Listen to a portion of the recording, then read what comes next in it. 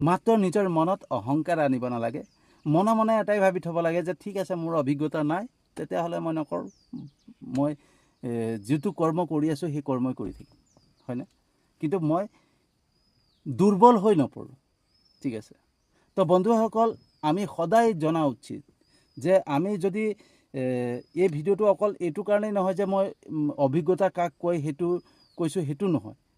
আমি এটা কথা জনা উচিত যে আমি যদি নিজৰ দক্ষতা অৰ্জন কৰিবলৈ হয়, যিকোনো কৰ্মত নিজক দক্ষতা অৰ্জন কৰিবলৈ হয়, অভিজ্ঞ হ'ব হয়, তেতিয়াহ'লে সেই কৰ্মটো আগ্ৰহেৰে কৰিব লাগিব। আমি অন্তৰৰ পৰা কৰিব লাগিব, আত্মবিশ্বাসেৰে কৰিব লাগিব। আমাৰ আত্মবিশ্বাসৰ পৰা সেই আগ্ৰহটো আনিব লাগিব সেই কৰ্মৰ প্ৰতি। আৰু যেতিয়া আমাৰ আত্মবিশ্বাসৰ পৰা আগ্ৰহ আহিব সেই কৰ্মৰ প্ৰতি, তেতিয়াই সেই কৰ্মৰ দক্ষতা অৰ্জন কৰিব পাৰিম।